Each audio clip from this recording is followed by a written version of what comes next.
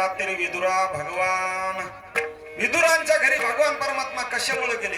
विदुर, धृतराष्ट्र आणि पांडू महाराज हे तिघही भाऊच होते. धृतराष्ट्रांचा जेवढा अधिकार राज्यावर होता तेवढाच अधिकार विदुर काकांचा होता. पांडू महाराज आणि धृतराष्ट्र हे व्यास महर्षींच्या आशीर्वादाने झाले होते. व्यासांच्या आशीर्वादाने झाले. विदुर काकाही व्यासांच्याच आशीर्वादाने झाले.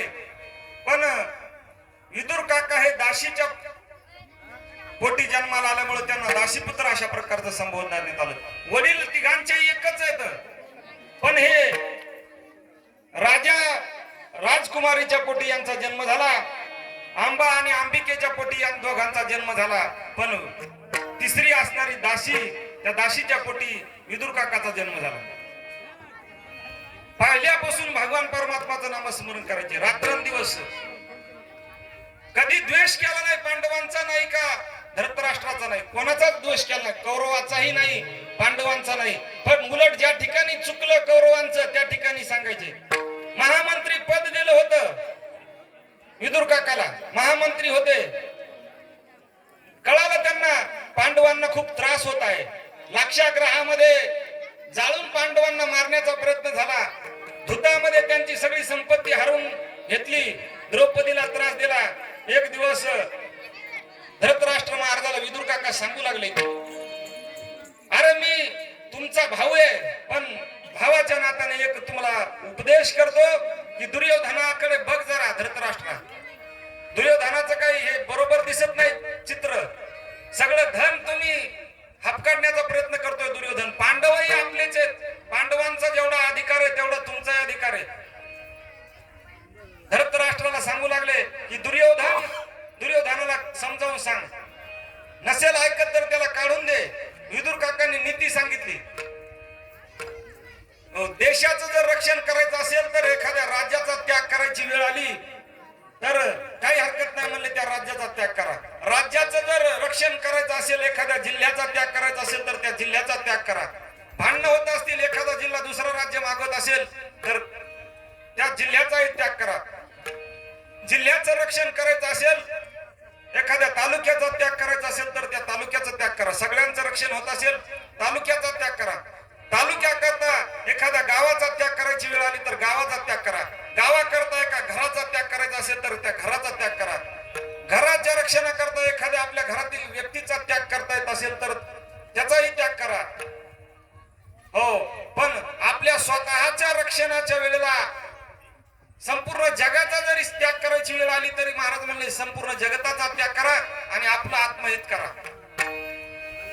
हो, शिर सलामत तो पगडी 50 असं सांगू लागले. म्हणले अरे आपल्याला आपलं रक्षण करायचं असेल तर दुर्योधनाचा त्याग करायची वेळ आली तर दुर्योधनाला सोडून दे, दुर्योधनाचा त्याग कर, पण याच्या हातातला राज्य कारभार काढून घे. त्यावेळेला दुर्योधनानं ऐकलं. ऐकल्याच्या नंतर राग आला विदुर काकाचा. म्हणले अरे दासीपुत्रा, आमचाच खातोस आणि माझ्या विरोधामध्ये लावून द्यायला माझ्या वडिलांना. तुला लाज वाटायला पाहिजे. विदुर काकांना जे नाही ते दुर्योधन बोलला. महामंत्री होते विदुर, भक्त होते, पण अपमान केला विदुर काकाचा. महामंत्री पदाचा त्याग करून टाका म्हणजे आताची आता सोडून दे महामंत्री पद. जिथं जायचं तिथं तुम्हाला निघून जा. आमचंच खाता आणि आम्हाला नाव ठेवता. दासीपुत्रा, तुमचा अधिकार नाही या पदावर बसण्याचा. जे नाही ते शब्द दुर्योधन बोलला. विदुर काकाला दुःख झालं. अरे चांगलं सांगून जर यांना कळत नसेल तर सांगून उपयोग काय? गोपाल कृष्ण भगवान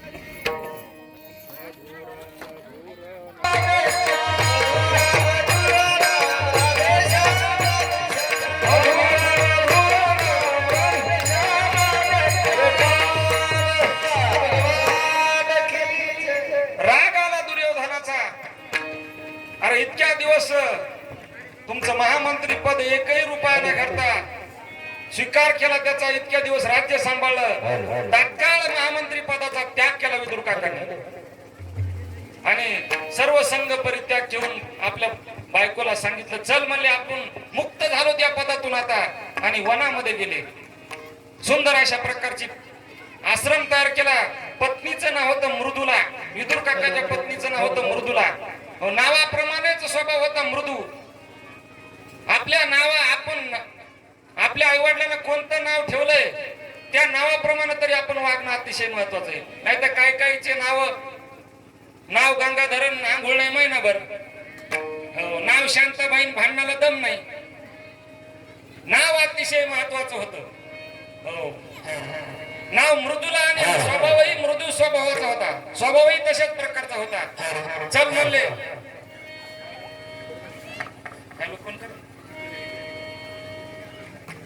गोपाल कृष्ण मुक्त झालं म्हणले. आता आपल्याला भगवान परमात्माचं नामस्मरण करायचंय. हे जे पद होतं महामंत्री पद सोडून दिलं तात्काळ. निघाले वनामध्ये, निघून गेले. भगवान परमात्मा शिष्टाई करण्याकरता आले. पांडवांचं कौरवांचं युद्ध होऊ नये शेवटच्या क्षणाला भगवान परमात्मा शिष्टाई करण्याकरता आले. शिष्टाईला ज्या वेळेला आले त्यावेळेला दुर्योधनानं फार मोठा थाट केला. भगवान परमात्माच्या डोक्यावर फुलं टाकले, मोठी मिरवणूक काढली आणि राज दरबारामध्ये भगवान परमात्माला नेलं. पण देवाला माहित होतं हे आज आपली मिरवणूक काढायला आहे, कशामुळे आपल्याला मानायला आहे. त्याच्या अंतःकरणातला देवाला भाव माहित होता. वरवरची भक्ती देवाला कळती. तुका म्हणे नको वरपंग देवा, घेई माझी सेवा भवशुद्ध. वरपंगी भक्ती देवाला आवडत नाही. दुर्योधनाचं काहीच आवडलं गेलं देवाला. एवढा सन्मान सत्कार केला पण आवडलं नाही देवाला. राज दरबारामध्ये ज्या वेळेला सगळे बसले, भगवान परमात्मा शिष्टाईला उभे राहिले. सांगितलं महाराज धृतराष्ट्र, आपण सर्वजण ज्ञानी आहात, आपले पूर्वजही ज्ञानी होते. तुम्हाला सांगण्याकरता आलो की पांडवही तुमचेच आहेत आणि कौरवही तुमचेच आहेत. तुम्ही सगळेजण भाऊच आहात. या राज्यावर तेवढाच अधिकार तुमचाही आहे, तेवढाच पांडवांचाही आहे. पांडवांनी 12 वर्षे वनवास सहन केला, 1 वर्षाचा अज्ञातवास सहन केला. आता ठरल्याप्रमाणे पांडवांना राज्य देऊन टाका. देवानं असं सांगायला सुरुवात केलं. त्यानंतर दुर्योधन तटकन उभा राहिला. सांगितलं देवा, तुम्ही आम्हाला ते बाकीचं ज्ञान सांगू नका. काय करायचंय काय नाही हे आम्हाला आमचं कळत आहे. तुम्ही पाहुणे आहात, आमचे पाहुण्यासारखं राहा. अरे काही ना काही त्यांना देऊन टाका. दुर्योधनानं सांगितलं सुचिग्रे नैव दास्यामी विना युद्धेच केशव. सुईच्या टोकावर बसेल एवढी जमीन मी बिगर युद्धाची देणार नाही. अर्ध राज्य काहीच देणार नाही. देवानं सांगितलं शेवटी अर्ध राज्य देऊ नका, फक्त काय करा 5 गावं द्या. 5 दुर्योधनानं सांगितलं 5 काय, सुईच्या टोकावर बसेल तेवढी जमीन देत नाही. भगवान परमात्मानं सांगितलं फक्त शेवटी 1 गाव तरी द्या त्याला. एकही गाव नाही म्हणले. युद्ध करायची तयारी ठेवा. पांडवांना सांगा जाऊन, तुम्ही पांडवांचे रक्षक आहात ना. दुर्योधनानं भगवान परमात्माला खडे बोल सुनावले. भगवान परमात्मानंही दुर्योधनाला खूप सुनावलं. सांगितलं दुर्योधना, युद्ध भयानक होणार आहे, याच्यामध्ये कोणाचंच चांगलं होणार नाही. तुम्हीही जिवंत राहणार नाही. विचार कर जरा, युद्ध कधी बघितलं का तो डोळ्यानं?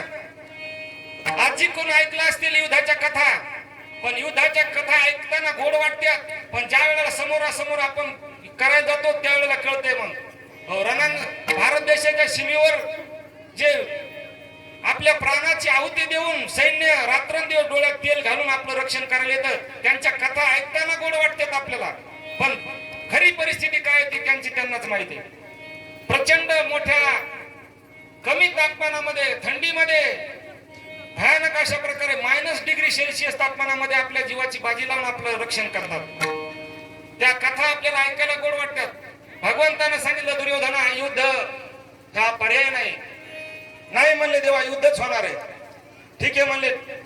निघालो मी. दुर्योधन समोर आला. म्हणले देवा, तुम्ही आमच्या घरी पाहुणे होऊन आलात. माझ्या आईनं फार मोठा स्वयंपाक तयार केलेला आहे. माझ्या आईचं पातिव्रत्य तुम्हाला माहिती आहे देवा. गांधारीनं लग्न झालं त्याच वेळेला डोळ्यावर पट्टी बांधली, अजूनही जग बघितलं नाही.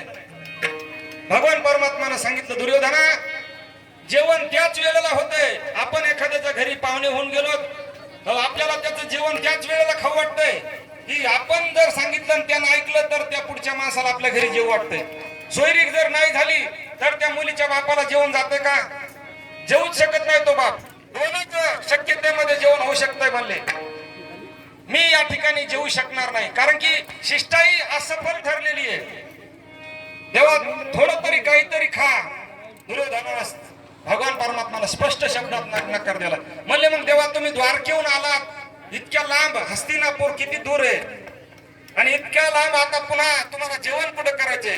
भगवान परमात्मानं सांगितलं मला विदुर काकाने आमंत्रण दिलेले. हो, विदुर काकांनी बोलवले.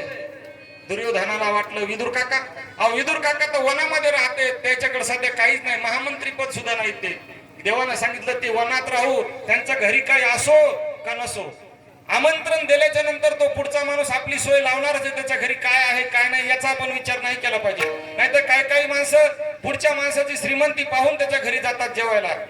ते काय करणार आहे म्हणले, आमंत्रकांच्या दिले पण त्यानं काय सोय लावली? अरे आमंत्रण ज्या अर्थी दिलंय त्या अर्थी त्यानं काही ना काही सोय लावली असेल ना. आपण त्याची भाजी भाकरी का होईना पण मोठेपणानं खायला जाणं गरजेचं आहे. भगवंतानं सांगितलं विदुर काकानं मला आमंत्रण दिलंय, मी त्यांच्या घरी जाणार म्हणजे जाणार. दुर्योधनाला त्यांच्याकडे काहीच नाही, नसू दे म्हणले काही. विदुर काकानं ऐकलं, भगवान परमात्मानं माझं नाव घेतलं. विदुर काका धावत धावत पुढे गेले आणि पत्नीला सांगितलं की आपल्या घरी भगवान परमात्मा आले, मी काहीतरी बाजारातून घेऊन येतो, तू काहीतरी तेवढं तयारी कर. वनामध्ये काय होतं, आश्रमामध्ये फळं खायचे आणि आपलं जीवन क्रमण करायचे, भगवंताचं नामस्मरण करीत. बाजारात थैली घेतली आणि बाजारामध्ये काहीतरी आणण्याकरता गेले. भगवान परमात्माला भूक लागली होती आणि भगवान परमात्मा रथामध्ये बसून विदुर काकाच्या पर्णकुटीमध्ये गेले. पर्णकुटीचा दरवाजा लावून घेतलेला होता. आतमध्ये मृदुला काकी स्नान करत होत्या. भगवान परमात्मा येणार आहे तर आपण स्नान करून सुचिरभूत होऊन त्यांना स्वयंपाक करू, पण देवाला दम निघत नव्हती. मृदुला काकी स्नान करत असताना भगवान परमात्मानं दरवाजा वाजवला, काकी दार उघडा, दार, मी आलो. भगवान परमात्मा आले, माझे केशव आले, कान्हा आले. मृदुला काकी भावविभोर झाल्या, शरीराचा विसर पडला. हो, आंघोळ करत असताना अंगावर वस्त्र सुद्धा राहिलं नाही. तसंच आलं धावत धावत, केशव तुम्ही आलात आलात आलात. डोळे भरून आले भगवंताचे, दोघेही भावविभोर झाले. अंगावर काहीच नाही. भगवान परमात्मानं घोंगडी दिली आपली, म्हणले काकी काहीतरी घ्या.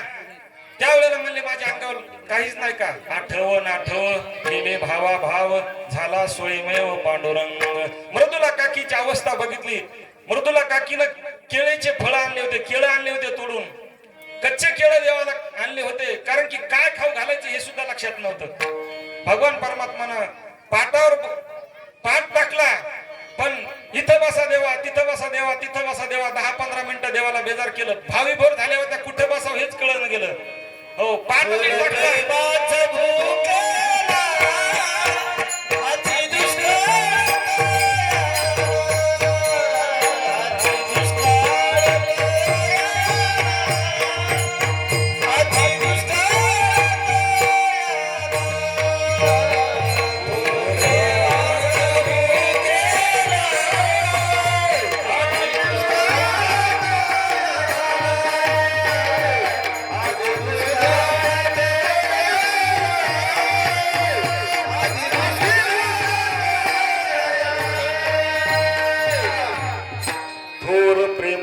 भुकेला.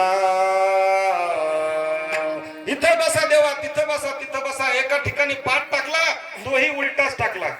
त्या पाटाचे खालून पाय असते ते पाय वर केले आणि उलटाच पाठ. उलटा पाठ आहे का कसा आहे देवालाही ध्यान राहिलं नाही. उलट्या पाटावर बसले आणि उलट्या पाटावर बसून ब्रह्मांड नायक भगवान परमात्मानं आपल्या पोटावरती हात फिरवला. सांगितलं काकी मला फार भूक लागली, काय आहे का खाला? डोळ्यातून धारा लागल्या. केशवा तुझ्या करता मी फळं आणलेत केळीचे. हो, कच्चेच फळं दिले देवाला आणि फळं तोडून देत असताना हो कातड देवाला दिलं आणि केळं आपण बाजूला फेकून दिले. कातडच दिलं देवाला. 1 2 3 4 5 असे 40 कातडे देवाला दिले आणि भगवान परमात्मा ते कातडे खाऊ लागले. काय द्यायलेत आणि काय खायला होता, पण देवालाही विसर पडला होता. कातडेच खाऊ लागले. म्हणू लागले देवा कशी आहेत केळं? सांगितलं काकी तुम्ही तुमच्या हाताने तोडून आणलेत, ते केळं गोडच असणार झाले ना. भगवान परमात्मा त्या केळीचे कातडे खाऊ लागले आणि मृदुला काकी ते कातडे देवाला सोडून देऊ लागले. त्यावेळेला धावत धावत बाजारातून काहीतरी विदुर काका घेऊन आले. हो, पर्णकुटीचा दरवाजा म्हणू लागले, मृदुला अगं केशव आपल्या घरी येणार आहेत. दरवाजा उघडला आणि म्हणतात केशव घरी येणार आहेत. त्यावेळेला भगवान परमात्मा पाटावर बसलेले आहेत आणि कातडे खाली तर बघितलं विदुर काकांना. म्हणले अगं त्याला खूप भूक लागली होती, काहीतरी दिलंस का? हो म्हणले, हे काय केळी द्यायला सोडून. विदुर काकाने बघितलं भगवान परमात्माकडे आणि डोळ्याला धारा लागल्या. अगं मृदुला पाठ तरी टाकायचा तर सोयीसा टाकायचा नाही. अगं तू काय द्यालीस त्या देवाला? केळीचे कातडे द्यालीस का काय? त्यावेळेला मृदुला काकी जागेवर आले. म्हणले केशवा अहो तुम्ही कातडे खाल्ले का काय? देवानं सांगितलं काकी तुम्ही जे दिलंय ते मी खाल्लं. काय दिलं तुम्ही याचा मी कधीच विचार केला नाही. भाव का भूका हूं मैं, भाव ही बस सार है, भाव से मुझसे भजे तो भव से बेड़ा पार है. थोर प्रेमाचा भुकेला आणि हाची दुष्काळ तयाला. हो, जगद्गुरु तुकोबाराच्या घरी देव आले त्यावेळेला काहीच नव्हतं. हो, जगद्गुरु तुकोबाराय म्हणले माझ्या घरी अंथरूण सुद्धा नव्हतं. पाहुणे घरासी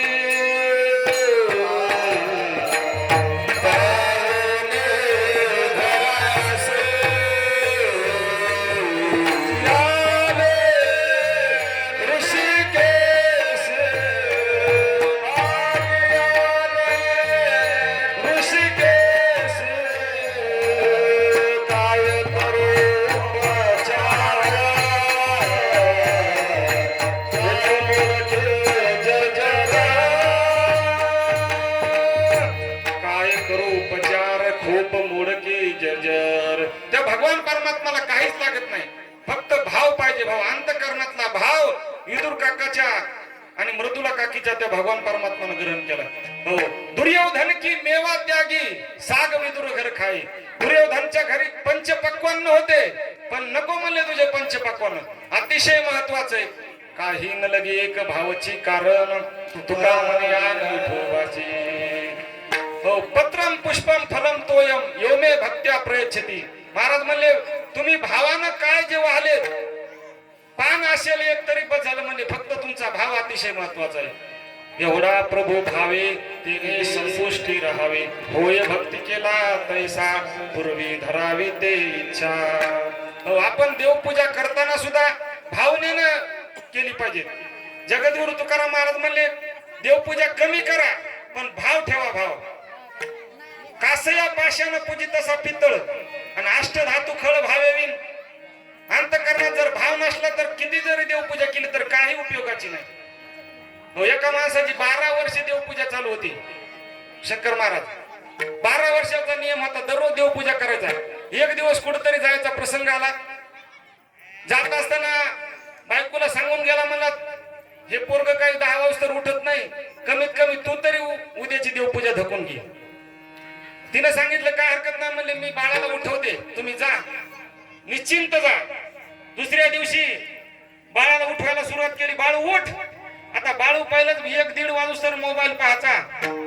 10 वाजूस्तर त्याला चिवच येत नव्हता. सूर्यवंशी होता. सूर्यवंशी दिन करा. 10 वाजूस्तर उठायची सवय नव्हती. पण आईने उठवलं. म्हणले बाळू उठ, काय करायचंय?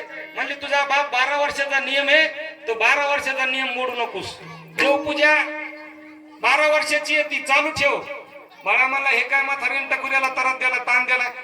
आपल्याला कधी देवपूजा करायचा प्रसंगच नाही आला. पण बळच मळच बाळून त्या दिवशी देव कसे तरी ओंबळले. हा, ओंबळले. जरा गुंग लागू लागली, म्हणलं फवारणी करणं गरजेचं आहे. अजून मधून जरा हो, नाही तर तवाच बुरशी लागायली. ओंबळले. मला आजची देवपूजा झाली पण योगायोग ते बाप गेला निघून. पण त्या दिवशी काय आलाच नाही. तिकडे काय काम आलं काय नाही ते दुसऱ्या दिवशी आलं नाही. दुसऱ्या दिवशी म्हातारीने उत्तर द्यायला सुरुवात केली. बाळू उठ. बाळू म्हणला आज काय आहे बाबा हे? म्हणजे वडील आले नाही. हॅलो हॅलो हॅलो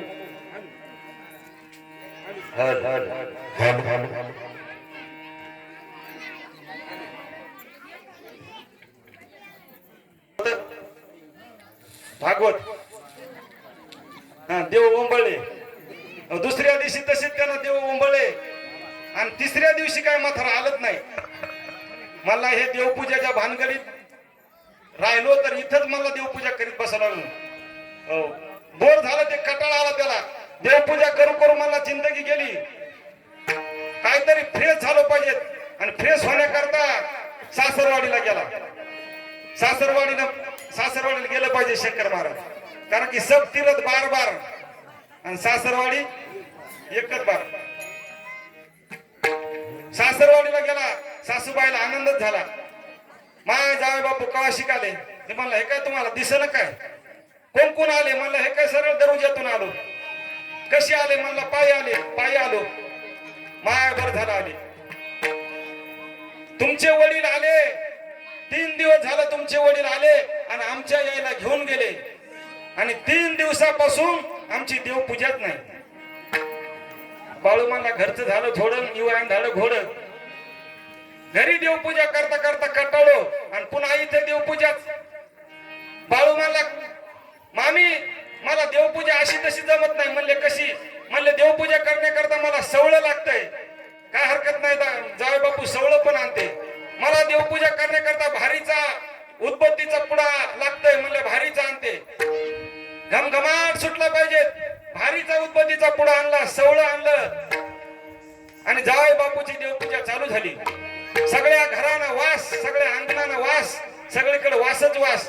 आणि वास कायचा आलाय म्हणून शेजारीन पळतच आली. बघितलं तर देवपूजा चालली. माय देवपूजा कोण करायले? सासू म्हणली ग बसा. नाही कोण करायले? आमचे जावे बापू देवपूजा करायले. काय चांगली देवपूजा चालली माय जावे बापूची. नजर लागन अशी देवपूजा. जावे बापू कवा शिकाले? ते मला आम्ही कवा येऊ, तुम्हाला काय करायचंय? नाही कवा शिकाले? म्हणलं कालच आलो. बर झालं आले.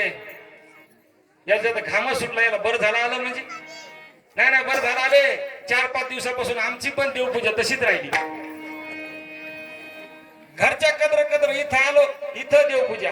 पुन्हा सासूबाई म्हणल्या जा जाय बापू काय करा, शेजारणीची देवपूजा करून द्या. मला शेजारणीचं काय गुत्त घेतलं काय नाही जा म्हणे. कधी आम्हाला असलं नसलं उष्ण पासणं नेहमी देते शेजारी.